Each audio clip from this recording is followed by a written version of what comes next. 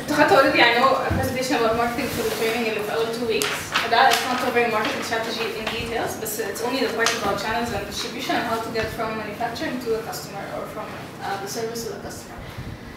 The channel, يعني unlike what many people think, has a lot of functions, including demand generation, بعد كده demand fulfillment, and then service, and then market feedback that should go back into product development or market development.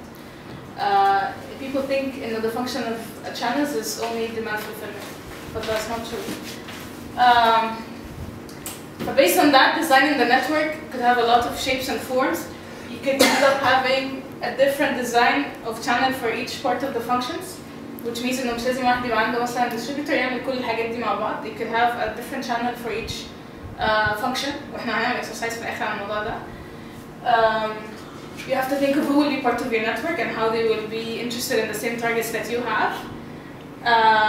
عشان كده the main issue in the network, whether it's 1 part or 4 parts, is usually motivating your partners and also the evolution of the business and using the feedback from the market to change the concepts or to use it for product development.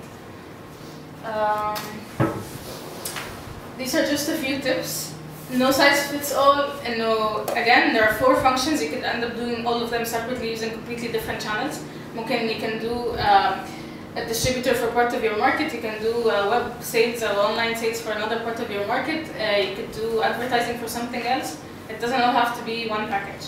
It depends on your targets. The second one is what I was just saying, if you have an intermediary between you and the customer, it doesn't mean they will do everything for you. You could end up controlling a big part of the channel in the market and just using them for very specific functions. Another important thing is you have to segment your market.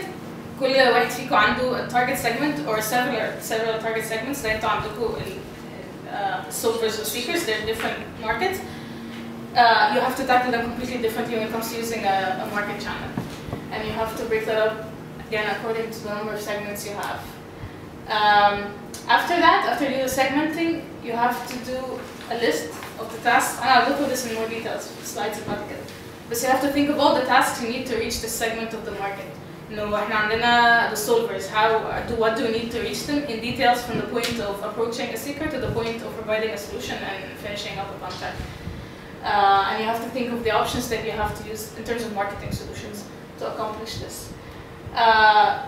آخر حاجة you could end up in a lot of channel conflicts, which are, I know this seems a bit confusing, but when we do the example it will be more clear. First one is when you're using already an existing channel and then you decide to make a switch in your marketing strategy and use a new channel. So for example, if you are مثلا يدوية, you're doing your own distribution and then you decide في النص to switch to a distributor to handle it for you. There's usually a conflict between the old channel and the new channel, especially if you keep them both together. يعني انتوا مثلا قلتوا انه هتبيعوا الاوتيلات الحاجات بتاعت اليدوية هتبقى channel غير الناس اللي بتشتري اونلاين غير الناس اللي بتشتري مثلا من محلات. لما بيبقى في كذا channel موجودين في نفس الوقت, especially if it's an old one and a new one, بيحصل بينهم conflict انه if you have a different pricing for each of them هيحصل مشاكل في الماركت. هم هيعرفوا كل واحد بيشتري بكام وهيكتشفوا انه البرايس مختلف and they will cannibalize each other. So you have to watch out for that. It happens in companies that have a sales force and a distributor at the same time. The second type of conflict انه يبقى عندك كذا distributor او كذا يعني it's the same channel but you're dealing with more than one party. انه مثلا I don't know different solver networks. Universities mostly. And then different universities that have solvers, they could end up finding out and you're treating them differently أو إنه في حد عنده advantages مش عند حد تاني أو they start to cannibalize each other and هم حاسين إنه this is my market I should take these customers. بتحصل في الناس مثلا اللي عندها distributors in different geographical areas بيحصل عندهم conflict إنه which area should they cover and they try to get sales from the other areas, which is very hard to control. The vertical channel conflict usually happens between the company and the distributor, which goes back to the motivation and sometimes the targets are misaligned. إنه مثلا the company has a target to sell to the distributor and هو ده sales اللي بيحطوها on the books. They don't care. The distributor مش هيحسب عن نفسه sales غير لما تتباع للcustomer. فيبدأوا يحصل conflict إنه الdistributor عايز prices أقل, الcompany شايفة لا إحنا high price because we're high quality. Distributors think you're not cooperating with him because he cannot sell anything and the price مش مناسب. المسجنج للكاستمر بيبقى very conflicting انه الشركه بتقول حاجه والديستريبيوتور بيقول حاجه ثانيه. That's the vertical conflict. ممكن اثينك اكتر حاجه ممكن تطلعينها زي على اي ستار ابس او فكره سكوير ان انتوا يو ستارت سولفينج own challenges او problems you solve. يعني مثلا فكره سكوير ان انتوا لاقيين في تشالنج ان انتوا في حد منكم نفسه يقدر يعمله بطريقه افضل احسن من اي سولفر تاني، فانتوا يعني تتطوعوا ان انتوا تعملوه. او اي ستار ابس مثلا ان انتوا فايند ان انتوا ممكن تستر الابلكيشن ديت بدل ما تروحوا تجيبوا تيسترز او تدور كراود، فستارت تيستنج ابلكيشنز نفسكم. ودي هتبقى اكبر مشكله ان انت تستارت كومبيتنج مع الكاستمرز بتوعك. لا وهي الكاستمرز كمان they will find out انه طب اشمعنى احنا ما نجيبش سولوشن من التيم نفسه بدل ما نجيب حد من بره، انه they will think somebody's getting special treatment. يعني دي من اكتر الحاجات اللي ممكن تقتل كراود سورسنج عامه. بس انا فهمت حاجه ثانيه خالص. يعني فهمت يعني احنا مثلا على مثال عندنا ان احنا يا اما هنبيع للديستريبيوتور يا اما هنسيبها عنده اللي هي امانه لحد ما تتباع فهيحصل تقريبا. لا ده to solve the conflict، تتكلم على how to work around the conflict. بس الكونفليكت نفسه موجود ان انت لو هتبيع لوحدك وهتبيع مع الديستريبيوتور في نفس الوقت هيبقى نفس السعر ولا لا، الكاستمرز هيشتروا منك ولا منه، يعني هيبقى ايه الفرق؟ يعني you have to justify to the market ليه في distributor وفي direct sales. بالظبط. هحل بقى المشكله دي ازاي؟ usually هتبقى حسب السيجمنت اللي انت you're targeting. انا كنت في شال lubricants، احنا كنا في كل الماركتس عندنا distributors كان عندهم exclusive geographical areas، كان actually one distributor per country، وكان في الكونتراكت ممنوع ان الشركه تتعامل مع ديستريبيوتور تاني في البلد دي، فده كان حل مشكله الكونفليكت بين distributor and distributor، محدش فيهم بيدخل في البلد بتاعت التاني. كان بيحصل حاجات كتير من تحت لتحت، مثلا بتوع السعوديه بيبيعوا في العراق يعني، بس حاجات you can't control it، بس the formal policy انه we have one distributor per country، والبرايسز كانت فيكس على كل الناس. الشركه كانت متحكمه في دايركت ماركت واحد بس كان في الامارات، وفي كاستمرز معينين اللي هم بتاع مرسيدس وكيا وما اعرفش ايه لازم الشركه تتعامل معاهم دايركت عشان دول جلوبال كونتراكتس، ما ينفعش نجيب لهم ديستريبيوتور. كان بيحصل في اوقات كونفليكت ان distributors عايزين ياخدوا الاكونتس دي because they're very big and very profitable، بس كانت الشركه واضحه من الاول ان these are the accounts we're keeping in direct sales and this is a global issue، فخلاص they can't يعني step over that. بس هو usually يعني the solution to most of the conflicts is to set it out in the beginning and if you have a contract to include it in the contract وان الموضوع يبقى واضح وان يبقى فيه حتى penalties كمان if you interfere in somebody's market او عديت الشانل بتاعتك هيحصل حاجه. وكده كده السعر للكاستمر لازم يبقى ثابت مش كده؟ قصدك من الديستريبيوتور والشركه؟ ما هو لازم يبقى different customer، ما ينفعش يبقى انت والديستريبيوتور you're targeting the same customer، ده اللي كنت بتكلم عليه في السيجمنت. ان انت كل سيجمنت لازم يبقى عندك ليه ماركت شانل واحده، ما ينفعش نفس الراجل يبقى انت بتتكلموا من الشركه وفي ديستريبيوتور بيتكلموا عشان يبيعوا نفس الحاجه. يبقى النوع الكاستمر ده زي مثلا هو ريتيل، ده الديستريبيوتور هو اللي هيتعامل معاك، يبقى you don't touch that customer. انت تتعامل مع كاستمرز مثلا بي تو بي، يعني هو مثلا ممكن الديستريبيوتور يتعامل مع الكومبانيز مثلا او كوربريتس وانت تتعامل مع اليونيفرسيتيز. او لا او وات ايفر، يعني لازم الشانلز تبقى سيبريت قوي عن بعضها، انه انت ما يبقاش انت عندك ماركت شانل وانت جايبه وبتعمل معاه نفس الحاجه. You give it to him, you give him all of it. You handle another segment of the market. عشان كده هو اول ستيب في كل حاجه دي انك تعرف السيجمنتس اللي عندك وتعمل كل واحد فيهم استراتيجي لوحده.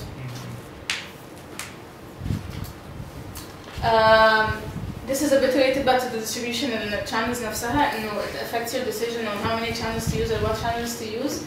انه it's not always a good thing to have mass distribution, so for a service or for a product.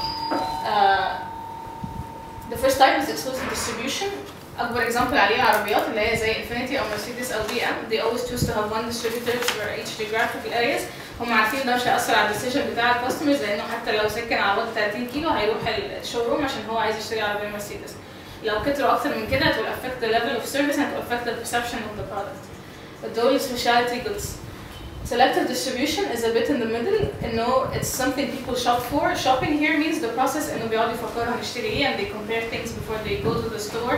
بيحبوا يروحوا يسألوا على حاجات. فما ينفعش يبقى واحد بس في each area، بس at the same time you can't have it in each store. برضه هيأثر على السيرفيس لأنه ده shopping experience بتحتاج a lot of active sales. فما ينفعش يبقى كل المحلات فيها تلفزيونات سوني. فهم كذا واحد بس there are not too many. Intensive distribution is for mass goods زي shaving cream. They use it as an example إن مفهوش brand loyalty. فالواحد دخل محل ما لقاش shaving cream اللي هو عايز يشتريه هيجيب واحد تاني. So you have to be existing in the market as much as possible. الحاجات دي بتابلاي أكتر على FMCGs و consumer goods، الحاجات اللي هي ما فيهاش أي branding and you have and it doesn't need sales as well. هو مش هيروح يسأل راجل أنا عايز أشتري ده واحكي لي عن كريم الحلاقة، هو هيجيب أي واحد. So you have to be existing in the market as much as possible and it's usually for convenience goods. ده concept تاني شوية يعني related and not related at the same time. إنه when you segment your market and you decide which channel to use for each segment, a very good tool to use أنا نسيت عملتها قريب is called customer lifetime value. إنه sometimes there are customers that are not worth pursuing or selling to. Again, it goes back to the idea إنه intensive distribution is not always a good thing. بس حتى في الحالة دي sometimes even selling to everybody is not a good thing. حتى هم عايزين يشتروا حاجة. الكونسبت في الموضوع ده كان من الأول في حاجة اسمها cost of customer acquisition. دي الماركتنج اند سيلز كوست اللي انت بتعملها عشان تبيع للشخص ده او للشركه دي as a whole. لو فيها اعلانات، لو فيها sales people، الفلوس بتاعتهم دي جزء من acquisition cost. even your time is part of the acquisition cost. انت هتقضي وقت قد ايه بتحاول تابروتش الكاستمر ده. بعد كده you have to think انت هتعمل annual profit قد ايه from this customer. انتوا معظمكم مش هتتعاملوا مع individuals قوي، هتبقى سهل انها تتحسب ان اليونيفرسيتي دي او الشركه دي هناخد منها كام في السنه. in terms of profit not revenue. يعني بعد ما نشيل الكوست احنا هنكسب كام من الناس دول؟ هيشتروا 5 units ولا 500 units؟ والكوست ان يعني in comparison الكوست كبيره قوي على احنا هناخده منهم ولا لا؟ فده اسمه contribution margin by customer، انه بس الريفينيو اللي احنا هناخده منهم minus the variable cost اللي احنا صرفناه عشان نجيب الاكونت ده، مش الفيكس كوست على الشركه كلها. او لو مفيش variable cost انه you cannot calculate احنا صرفنا كام على الاكونت ده لوحده، you can just think of it as cost of goods sold. بالذات الناس اللي هتبيع حاجات هاردوير انه الحاجات اللي اشتراها بكام وخدنا منه كام. ده ال contribution margin for this customer. تالت حاجة والناس مش بتفكر فيها the estimated number of years الكاستمر ده هيقعد معانا كام سنة. هيشتري مرة واحدة ولا هيجي تاني؟ او ان احنا السيرفيس بتاعتنا مثلا انه جيمز بوند از ديزاين مثلا ان هو هيجي كل شويه يشتري نيو سيت اوف جيمز ولا هو هيجيب مره واحده ومش هيجي تاني. you have to calculate the number of years. هاجي بعدين برضه ازاي، بس يعني you have to estimate the number of years الكاستمر ده هيفضل موجود فيها. فبعد كده the formula is انه you just multiply the annual profit times the number of years، يعني total profit from this customer over his lifetime minus الاكوزيشن كوست اللي هي بتتعمل مره واحده بس في الاول. يعني دي مش annual cost، دي اول مره احنا بس جبنا الكاستمر ده ازاي. فهيطلع اللي هو customer lifetime value and then you have to decide based on that الرقم اللي هيطلع ده يستاهل ولا ما يستاهلش. انه في ناس في customers كتير they seem like they're big accounts بس they're very expensive to handle and they end up taking up most of your time and most of your money وفي الاخر اللي هو هياخده قليل جدا بالنسبه للكوست دي. You can do the same calculation for a segment عشان يعني it can help you decide which segment to target، انه مثلا B2B ولا B2C. ممكن تعمل نفس الحسبة دي بس على السيجمنت، انه الكاستمر في السيجمنت ده بيجيب لنا كام وفي كام كاستمر. ممكن يكون السيجمنت very profitable انه مثلا مرسيدس بس احنا ما عندناش غير 5 كاستمرز، ففي الاخر برضه مش هيغطي الكوست بتاع الشركة. ف يعني the volume matters and the profit you get from each customer matters. دي شوية كده definitions related لل CLV calculation. Churn rate is how many percent of the company customers you lose every year. It's completely wrong to assume you will have the same customers every year. يعني لما تيجوا تعملوها الرقم ده CLV ده is per year. You can do a more detailed calculation إنه هو كل سنة CLV ده هيبقى مختلف وبعدين تجمعه في الآخر. يعني هنشيل الألف without the number of years and you just do it for 1 year. احنا هناخد منه كام minus acquisition cost and then you can have a different customer. يعني you can have a different CLV for every year and then add them up. لو انتوا عايزين الكالكوليشن تبقى detailed ان هو كل سنة هيجيب لنا رقم مختلف، يعني مش هناخد منه نفس البروفيت كل سنة. ف churn rate is the percentage you lose every year of customers and that has to be one of your basic assumption. انه لو هم 10 مش هيفضلوا 10. لازم you have to lose، في ناس بتلوز 5%، 10%، 20%. وده لازم you have to think of how to make up for it and how to get new customers every year. بس لو الرقم fixed يبقى لازم كل سنة يتنقص if you're not adding cost for new business. retention rate هو عكسه، انه كام percent من الكاستمرز بيفضلوا موجودين كل سنة. survival probability is the same بس for each customer، انه probability بتاعته كل سنة ان هو يفضل معانا كام. an example is واحدة مثلا بتشتري makeup and the company assumes she's gonna buy the same brand for 10 years. بس هي عشان 10 years that means إنه كل سنة ال probability إن هي هتمشي is 10%. ال probability هتبقى 0 على آخر سنة. ف when you calculate the CLV another approach to do it إنه إحنا سنة كام في relationship دي. لو إحنا في السنة الخامسة يبقى الرقم ده في probability بس 50% إن هو يجي. سألوني عشان الحتة دي غريبة. هي غريبة فعلا. لا تاني ممكن ده تاني حاسس يعني لو احنا قلنا هي كاستمر بس CLV is a calculation you can do in the beginning to decide whether you want to pursue this customer or this segment or not. انه رقم واحد. بس بعد كده لو عايز تدخل في more details او عايز تعمل estimate الشركة هتبقى عندها كل سنة profit قد ايه مثلا، يبقى الرقم ده مش هينفع يبقى ثابت في كل السنين عشان الكاستمر مش هيجيب لك نفس الفلوس كل سنة. ليه؟ for two reasons. الام هتتغير، لو ممكن تكون انت اصلا غيرت له فوليوم او غيرت له اسعار فهيبقى الرقم ده كل سنة مختلف. تاني سبب اللي هي survival probability دي بتتغير كل سنة. ما ينفعش انت كل سنة تأسوم ان هو قاعد معانا. يعني هي it's a way of estimating it's forecasting basically ان انت لازم تضربها في probability. ما ينفعش تأسوم ان probability كل سنة هتفضل 100% خاصة لو هو كاستمر قديم. فانت كل سنة بتضرب في percentage ان هو لا احتمال يمشي. احتمال يمشي يعني مثلا هو عدى 50% من الوقت بتاعه، احتمال يمشي دلوقتي في اي وقت 50-50 chance يعني. يبقى انت الرقم بتاعه CLV ده لازم تضربه 50%.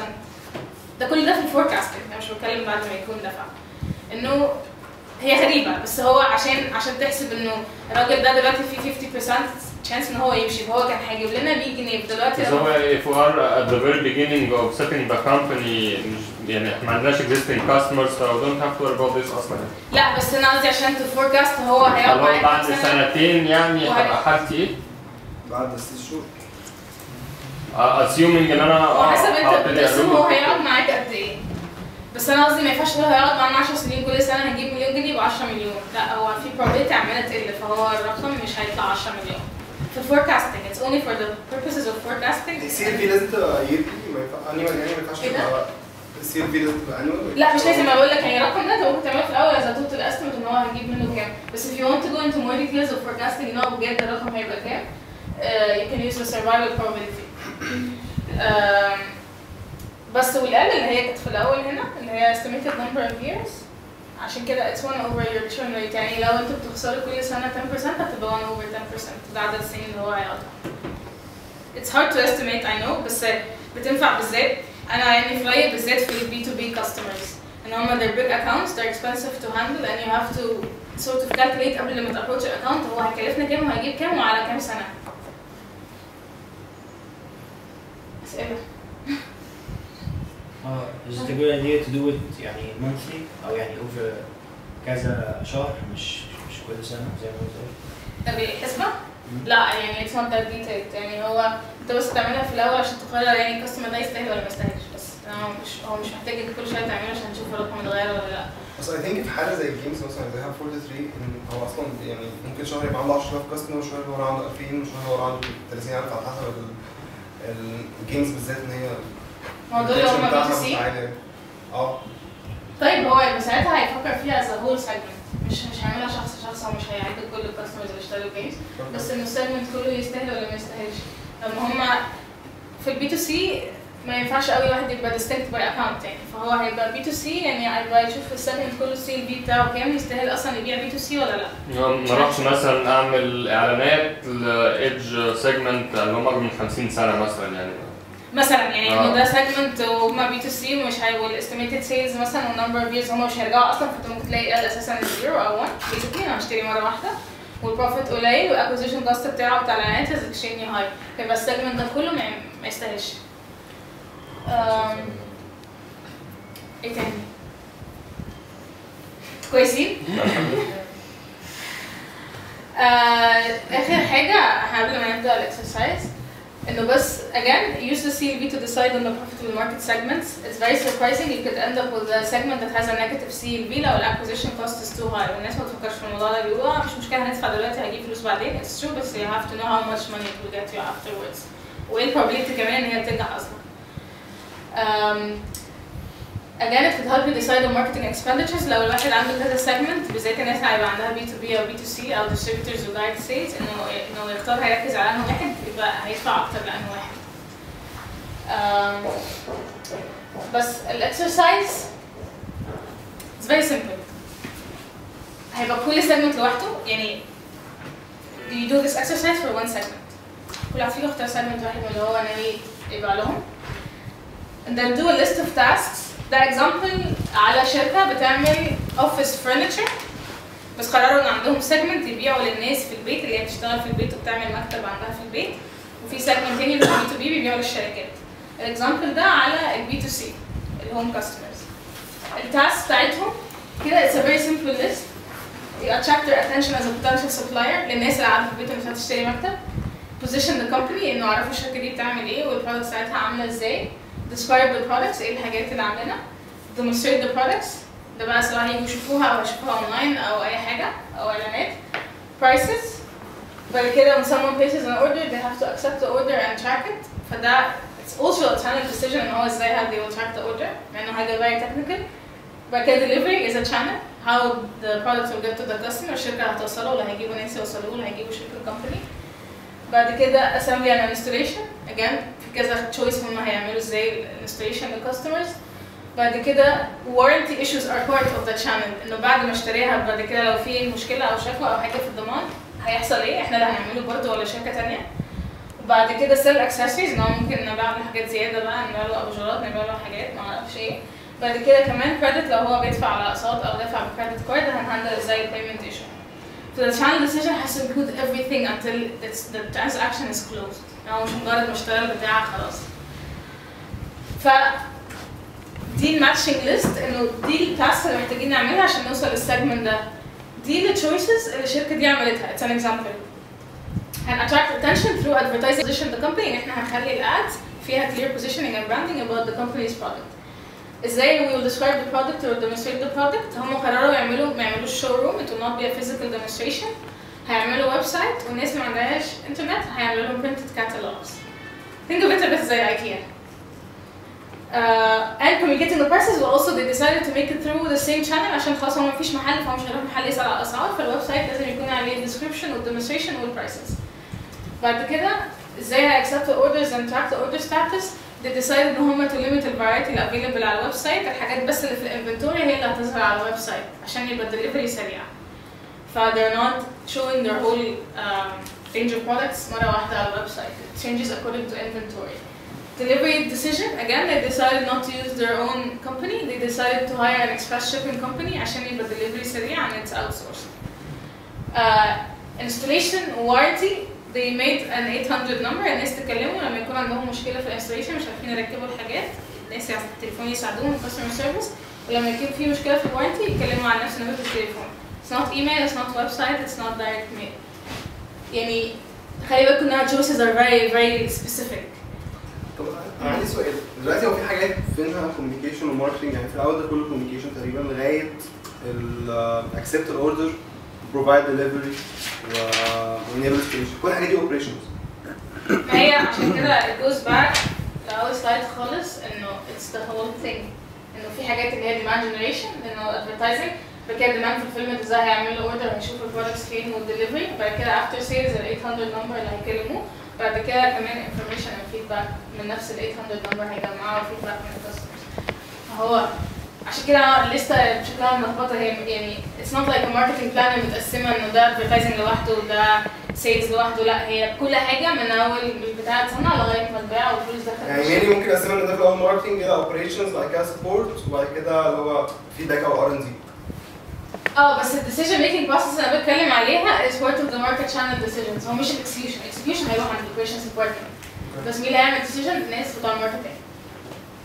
I know it sounds weird بس بتوع operations دول بيشتغلوا عند بتوع الماركتنج والسيلز. التكنيكال people بيشتغلوا عند الماركتنج والسيلز. كل الناس في الشركه whatever the function is بتوع الفاينانس بيشتغلوا عند الماركتنج and sales. الناس دي كلها ما ينفعش ياخدوا decisions. اللي بياخد decisions هو marketing and sales او management of the company. فهو decisions دي تتعمل في الماركتنج الاكسكيوشن بتاعها بيتعمل في department ثانيه. بس هي الليسته دي is only a list of decisions. ليه الماركتنج هم بيعملوا decisions دي عشان they all relate on how to reach the customer and how to close the transaction. مش اي department ثانيه يعني ما ينفعش بتوع التكنيكال هم يجي يقولوا احنا ينفع نعمل ويب سايت ولا لا. It's a marketing decision and then technical people do what marketing is asking for. فدي ده هول ليست هم قرروا ان كل الحاجات دي هتتعمل from 800 نمبر مش هيبقى فيه communication تاني مش هيبقى فيه ايميلز ما عندهمش حد بيرد على ايميل so very specific يعني خلي بالكم ان كل decision في الشانل affects your operations and your cost.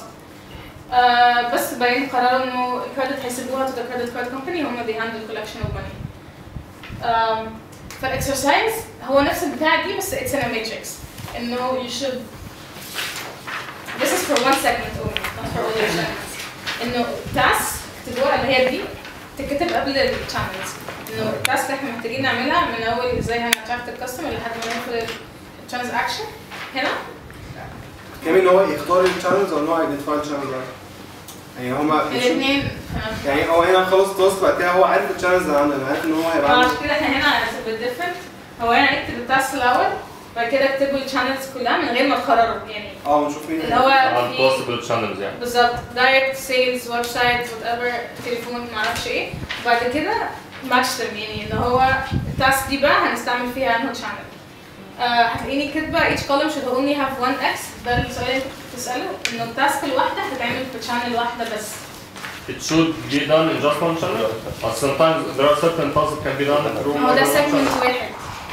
انت ممكن تكون مش هتكلم B2C و B2B زي بعض بس ده سيجمنت واحد. B2C هتكلمهم بطريقه واحده هي شانل واحده. التاسك يعني احنا how are we going to attract the attention of a customer؟ انا مثلا فكرت example specific قوي ليا انا مثلا I want to retain my clients بعد ما يجي يجرب الجيم مره واحده عايز افكره بالجيم. طيب نفس الكلاينت ده عايز ابعت له مثلا ايميلز وابعت له نوتيفيكيشنز على الوول بتاعته وابعت يعني اتس ديفرنت شات وابعت له بوش نوتيفيكيشن كمان on his ايفون يعني هو هي ذا سيم دول هيعتبروا وان شانل في ناحيه انه انت بتخش في دي زي كده بس هي شانل اونلاين كوميونيكيشن زي ما هنا هو كاتب ويب سايت وكتب يعني هو ويب سايت وكتب هو مش نفس الحاجه بالظبط بس هو نفس الفكره احنا في صوره وفي حاجه هيتفرج عليها ما فيش سيلز بيرسون هيكلمه فاهم الديسيجن عامل ازاي؟